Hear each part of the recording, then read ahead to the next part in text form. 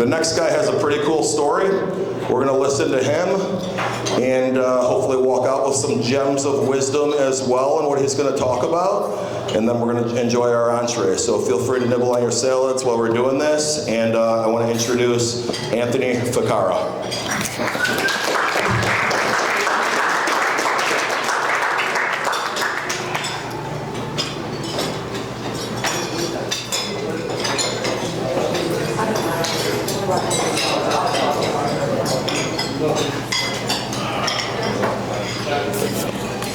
All right, guys. I met a lot of you guys last night. So anybody not here last night? Any new people? All right, cool. So first off, I don't know how I was going to start this speech. I'm not even sure what I'm going to say yet. I'm still kind of working on that. I'm going to go into my story. I think that's kind of why he wanted me to speak. So I want to thank him for inviting me to speak in this. I'm not good at public speaking. I'm kind of working through that. But what I am good is I can tell my story, right? So normally when I tell my story, I usually start around when I switched careers. I'm going to get to that. But today I think I want to backtrack a little bit further because some of what I'm going to talk about is kind of betting on yourself and believing in yourself, right?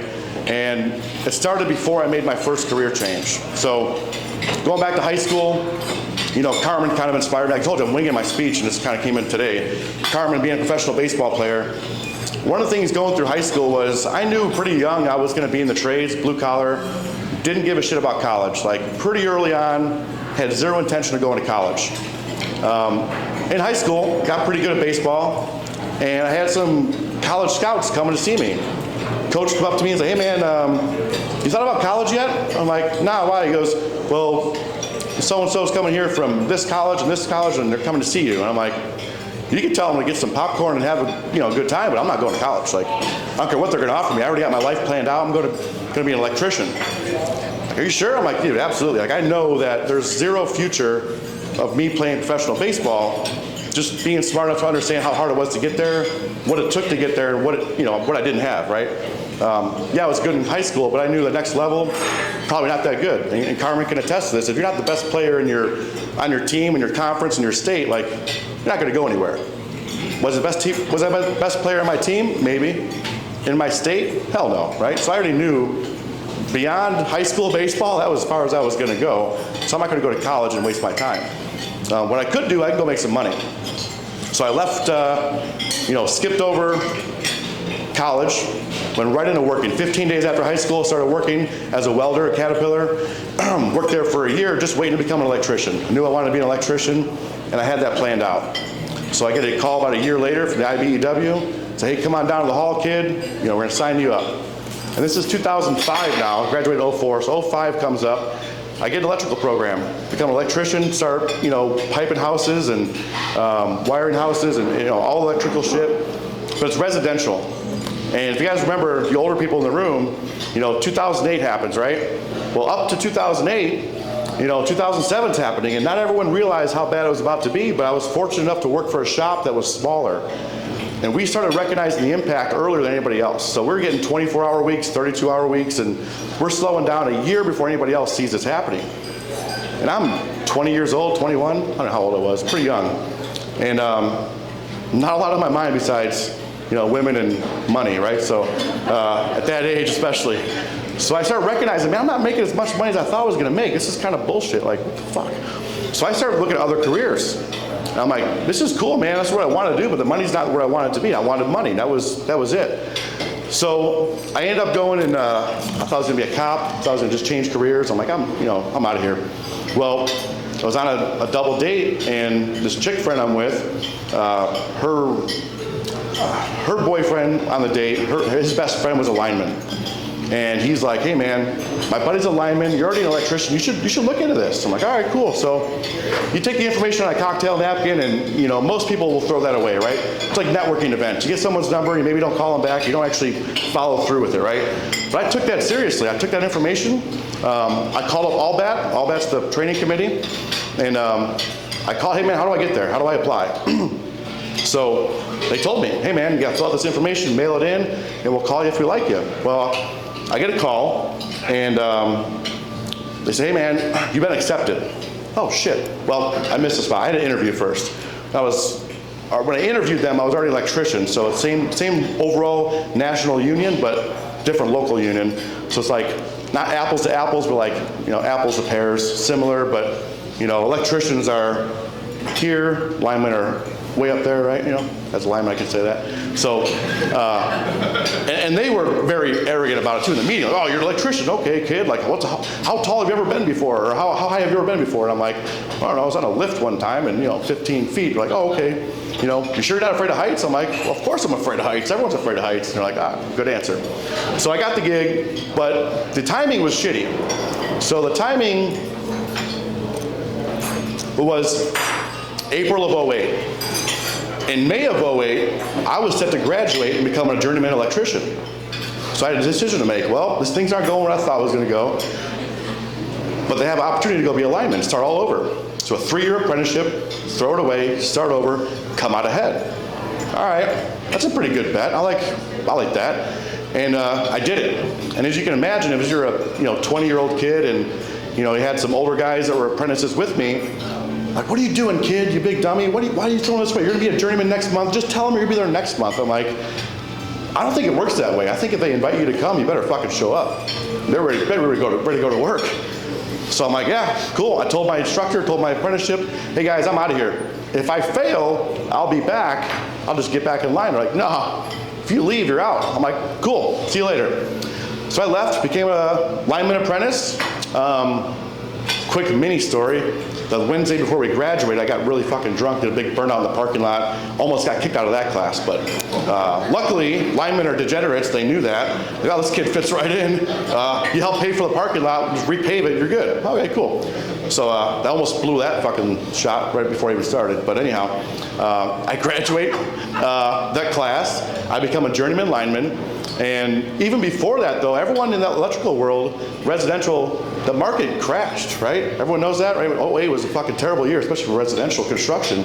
All my buddies who were shitting on me saying, what are you doing leaving, kid, you big dummy? Hey, do you got any more room for linemen over there? I'm like, nah, good luck, buddy. And a lot of those guys left. What's up, guys? I know you're enjoying the podcast, but I want to pause this. I want to bring some attention to my sponsors, Telson Tequila. I want to go over a few cool little facts with these guys. So they are from Las Vegas, and there's thousands of tequilas in the world. Telson is one out of only 40 tequila brands that owns their own distillery. So it's super unique. It's a big flex, right? It's really fucking cool. So based out of Las Vegas, super rad. Check them out. Use our discount code FINAD20, TelsonTequila.com. Trade. They're not even electricians anymore. They became whatever the fuck, nurses and all kinds of shit, right? But not electricians. So I became a lineman. A couple years later, I finally become a journeyman. So I had 2 apprenticeships back to back. So I was like a 7.5-year apprentice. But I finally made it, right? So that was the first time I bet on myself and knew that this ain't really jiving. I'm going to take a risk, and it worked. With the high school baseball thing, no one better, and then the trade thing, making that jump too, was kind of the first 2 big moments in my life. I didn't realize how big they were till later, right? I had no fucking idea what I was doing. I was a kid, I was dumb, and I was just winging it, right? But it worked. So fast forward, I'm a lineman for a few years now. I became a journeyman in 2012, and then I left in 2022. So when I was a lineman, I was good. Like, if you guys know what the trades are like, if you know what a lineman's like, I mean, there's good linemen, there's bad linemen, and there's people who die, right? I mean, it's just how it goes. I was pretty good. I was a foreman. I was very well respected. People came to me for questions. I was an instructor for the apprentices. I was on the executive board of my local union. I was as involved as you could be, and I was good at it. So when I decided to leave, nobody knew why. Nobody understood me because they didn't see me. They didn't understand. I was buying rental property. I was doing this entrepreneurial stuff to invest my way out of line work for a while, but nobody saw that. Like, oh, Tony's got some rental property. He's got some Turo cars. Cool, side hustle. What I was really trying to do is to get out. So when I made that decision to do that, nobody saw me. I was like, what the fuck? My own family, I don't want to put anybody on blast, but the closest people you can imagine to you didn't support me, and they actually fought me. I was like, cool, that's ammo, I like that. It's like that Kobe Bryant mentality, right? Or Michael Jordan mentality. Like, you just need a little bit of a little edge on your shoulder, and it works, right? So for me, weirdly, that worked. So when I left, the projections were I'm gonna take a 2-year pay cut, and then you'll come out ahead, right? I'm like, okay, I can stomach that, and that was what I committed to doing. But what I didn't know is that I had something pretty special, was a niche, and that was my lineman buddies, right? So I switched and became a financial advisor, planner. And what I mainly focused on was life insurance. And the reasoning with life insurance was important to me was because a lot of guys in my job died. You know, like statistically, if you look at top 10 dangerous jobs in America, lineman's always on that list, right? It fluctuates, and you know, crab fishermen are really dumb, so they fucking die more than us. But like, besides that, you know, like, we're up there every year, you know? We're just fighting for number 6 or 7. There's some really dumb people out there. Linemen are actually a little smart, but they're just cavemen, right? So we do die a lot, and it's heartbreaking to see these GoFundMe pages, right? So I kept on seeing these GoFundMe pages. How can I make an impact? And you know, what I realized when I made the career change, I'm gonna say a comment. It's not meant to be funny, but I want you guys to understand why I made this switch. And my agent was talking to me, and I'm looking at her, and she's kind of convincing me to do this. And I'm looking at her, and she's making the same money I'm making, right? Which I was making between $300,000 and $400,000 a year. I was making good money as a lineman. Linemen make very good money, but you have to work for it. It's hourly. And hourly is hourly, right? So I was averaging 80 hours a week. But I was talking to her, and she's making about the same money, and I'm looking at her. And I don't mean to be offensive to anybody in this room, and hopefully John's got the filter for all that already, so everyone's gonna be cool here, but she was a short, fat Mexican chick, and she was not pretty at all, right? And I say that not to rag on her, but if she was a bombshell and she's making the money, I'm like, oh, she's making the money because she's gorgeous, right? That's easy. I can't compete with that. But when I saw her, I'm like, oh, yeah, you're nice and everything, but you're not attractive, and no one's coming to you because you're attractive, so I have a shot at this. And a lot of her clients were linemen. I'm like, fuck, dude, who can talk to linemen better than me? Like, me. I know I can. Because they're assholes, man. If you know a lineman, they're probably an asshole, you know, they're dicks, right? But they don't want to talk to anybody in a suit. They don't want to talk to anybody at all. If you're not a lineman, you're, you know, lower than whale shit to them. And it's true. So I'm like, well, I can talk to these guys. I am these people. I can do this. So I did it. And that's how I got my hot start, was I had a niche group. I went to my guys, and that was what I did. And I made a really good name for myself really quickly. And I was setting records at Northwestern Mutual that probably won't be broken. And they're pissed they won't be broken because I left Northwestern Mutual. So, and to that was like, I wanted to expand myself, and I wanted to get on social media, and I wanted to get on podcasts and get my stuff out there because I knew I had to help more people. And it was like, dude, not everyone knows what life insurance can do. Not everyone understands what life insurance can do for you. How can I get more people? Well, social media is very powerful. Got on some podcasts. It was a big hit, except with Northwestern Mutual. They're like, hey, fucker, take that thing down. We'll talk tomorrow. I'm like, all right, cool. This should be good. So I told them, I said, listen, I'll take it down. You guys are the boss, right? But like, you guys have been praised. I was a golden boy, right? Came out hot, you know. You guys love the process, or I'm sorry, you guys love the results, but now you're shitting on my process. This is how I'm getting out there. But you're telling me I can't do that. All right, cool, comes down. Well, I didn't know this, but somebody from Penn Mutual was watching that.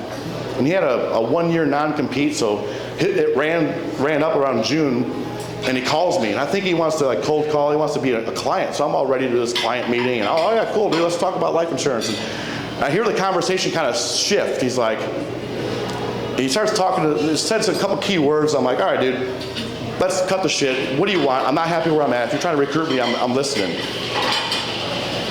And he said, yeah, dude, that's exactly what I'm trying to do. So I saw your podcast. I like your image. I like what you're about. Love for you to join us. So that was a Monday. Tuesday, I met the team. They basically told me, hey man, we see you, the numbers you have. We all were at Northwestern Mutual. You're eventually going to get tired of their shit. The difference is you got there in 1 year. That took us 5 years to get there. We're kind of giving you a break. Like, you need to get out of there while you can because you're already up here. You don't even know it yet. So, okay, cool. And then I made the switch, Penn Mutual. Been killing it ever since. And that's kind of what I do now is life insurance. And I do it because I really am passionate about it, and there's a lot of cool ways. Everyone in this room can benefit from it without even dying, right? And I just try to do this. Everyone in this room, you know, it's like, you don't want to die, but you're going to die. But, you know, just so you know, in case no one told you yet, you will die one day. But the idea is showing you guys how we can help you while you're alive and then when you die. So that's kind of my story. I don't know how much time I got left, John. What we got here? Well, they want to bring the entrees out. So okay. We'll bring it up. I was going to do a couple questions and answers later on if you guys, or you know what, I'll be here all day. You guys want questions, hit me up. Follow me on social media, Anthony_Ficarra_. I just want to say thanks again to John for having me. because I'm not a public speaker. I mean, fucking Carmen killed it, kind of set the bar pretty high. So, thanks for putting me after Carmen, John. But, thanks. Thank you.